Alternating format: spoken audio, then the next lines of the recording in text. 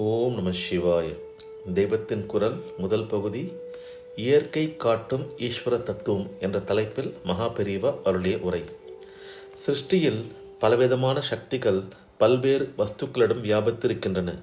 இயற்கையை பார்த்தால் ஒன்றின் சக்தியை விட இன்னொன்றுக்கு சக்தி அதிகம், அதையும் விட இன்னொன்றுக்கு அதிகம் சக்தி என்கிற ரீதியில் போய்கொண்டே இருக்கிறது. பௌதிகமாக நமக்கு கொஞ்சம் சக்தி இருக்கிறது, அதனால்தான் நாம் கொஞ்சம் கனம் தூக்குகிறோம். மாடு நம்மை விட அதிகம் கனம் தூக்குகிறது. ஒட்டகம் அதை விட அதிக பளு தூக்கும். யானையால் அதற்கும் அதிக கணத்தை தூக்க முடிகிறது. புத்தி பலத்தை பார்ப்போம். தாவரங்களை விட புழுவுக்கு அதிக அறிவு இருக்கிறது. புழுவை விட எறும்புக்கு அதிக புத்தி இருக்கிறது. எறும்பை விட ஆடு மாடுக்கு அதிக அறிவு. அவற்றை விட மனிதனுக்கு புத்தி அதிகம். இந்த ரீதியில் யோசித்து ஆராய்ந்து பார்த்தால் இந்த பௌதிக பலம், புத்தி பலம் எல்லாம் பூரணமாக இருக்கிற ஓர் ஆதார வஸ்துவும் இருந்தாக வேண்டும் என்று தெரிகிறது. அதைத்தான் சுவாமி என்கிறோம். நாம் நம் புத்தி பலத்தையும் தேக பலத்தையும் வைத்துக்கொண்டு ஒரு வீட்டை கட்டுகிறோம். குருவி தன் புத்தி பலத்தையும் தேக பலத்தையும் வைத்துக்கொண்டு கூட்டை கட்டுகிறது. இந்த உலகத்தையெல்லாம் நிர்மாணிக்கிற புத்தியும் சக்தியும் கொண்ட ஒன்று இருக்கிறதல்லவா, அதுதான் சுவாமி. ஒன்றிலிருந்து ஒன்றாக சக்தி அதிகமாகிக் கொண்டே போகிற இயற்கையிலிருந்து இப்படி ஈஸ்வர தத்துவத்துக்கு போகிறோம். ஒன்றுக்கு ஒன்று மாறாக பேர் ஆஃப் ஆப்போசிட்ஸ் என்கிற எதிர் எதிர் சக்தி ஜோடிகளையும் நாம் இயற்கையில் பார்க்கிறோம். கடும் பனிக்காலம் என்று ஒன்று இருந்தால் கடும் வெயில் காலம் ஒன்று இருக்கிறது. இரவு என்று ஒன்று இருந்தால் பகல் என்பதாக ஒன்று இருக்கிறது. மிருதுவான புஷ்பங்கள் இருப்பது போல் கூரான முட்கள் இருக்கின்றன. தித்திப்புக்கு மாறாக கசப்பு இருக்கிறது. அன்புக்கு எதிராக துவேஷம் இருக்கிறது. எதற்கும் எதிர்வெட்டாக ஒரு மாற்று இயற்கையில் இருக்கிறது. இந்த ரீதியில் ஆலோசனை செய்தால் மனித மனசுக்கு மாற்றாகவும் ஒன்று இருக்கத்தானே வேண்டும். மனித மனசின் சுபாவம் என்ன? ஆசாபாசங்களில் மூழ்கி சஞ்சரித்து கொண்டே இருப்பது, திருப்தியே இல்லாமல் தவிப்பது. இதற்கு மாறாக ஆசாபாசமின்றி, சஞ்சலமே இன்றி, சாஸ்வத சாந்தமாகவும் சௌக்கியமாகவும் திருப்தியாகவும் இருக்கிற வஸ்துவும் இருக்கத்தான் வேண்டும்.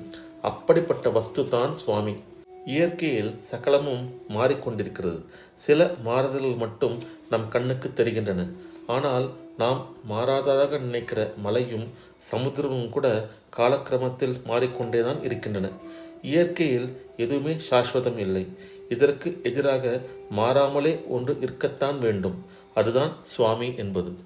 இயற்கையில் படிப்படியாக ஒன்றிலிருந்து இன்னொன்று என்றும், அதே இயற்கையில் எந்த ஒன்றுக்கும் மாறுதல் உண்டு என்றும் அம்பாள் காட்டி, இந்த இரண்டாலும் கடைசியில் பரமாத்ம தத்துவம் ஒன்று இருந்தாக வேண்டும் என்று உணர்த்துகிறாள். அது இருந்துவிட்டு போகட்டுமே, அதை எதற்கு உபாசிக்க வேண்டும் என்று கேட்கலாம். நாம் எப்படி இருக்கிறோம்? எப்போதும் எல்லையில்லாத தேவைகளோடு இருக்கிறோம். பரமாத்மா ஒரு தேவையும் இல்லாமல் இருக்கிறார். இத்தனை தேவையுள்ள நாம் அற்ப சக்தியோடு இருக்கிறோம். ஒரு தேவையும் இல்லாத பரமாத்மாவோ சர்வசக்தராக இருக்கிறார். நாம் ஒரே பள்ளமாக இருக்கிறோம். அவர் பரம உன்னதமாக இருக்கிறார். அவர் சக்தியிலும் ஞானத்திலும் மட்டும் உயர்ந்தவர் என்பதில்லை, தயையிலும் உயர்ந்தவராக இருக்கிறார். அதனால்தான் அவரை தியானித்தால் பள்ளமாக இருக்கிற நம்மையும் தூர்த்து நிரம்பச் செய்கிறார். நாம் குறைந்தவர்கள், அவர் நிறைந்தவர். நம் குறையை தீர்த்து நிறைவாக செய்ய அந்த நிறைவால் தானே முடியும். அப்படி செய்கிற கருணாமூர்த்தி அவர். நாம் உபாசித்தால் நம் குறைகளை போக்குகிறார். குறை இருக்கிறது என்றால் எதுவோ தேவைப்படுகிறது என்று அர்த்தம். அடியோடு தேவையே இல்லாவிட்டால் அப்படியே நிறைந்து விடலாம். நம் குறைகளை நிவர்த்தி செய்கிற பரமாத்மா கடைசியில் நமக்கு எதுவும் தேவையே இல்லை என்கிற நிறைவையும் தந்து விடுவார். அப்போது அந்த உயர்ந்த மேடு நம்மை தூர்த்து தூர்த்து பள்ளமாயிருந்த நாமும் அதோடு சமமாக அதாகவே ஆகியிருப்போம். ஓம் நம சிவாய. இத்தோடு இந்த அருளுரை நிறைவுற்றது. அடுத்த பதிவில் கர்மமும் பக்தியும் என்ற தலைப்பில் மகாபெரிவா அருளியதை பார்ப்போம். ஓம் நம சிவாய. ஹரஹர சங்கர ஜெய ஜெய சங்கர. காஞ்சி சங்கர காமகோட்டி சங்கர.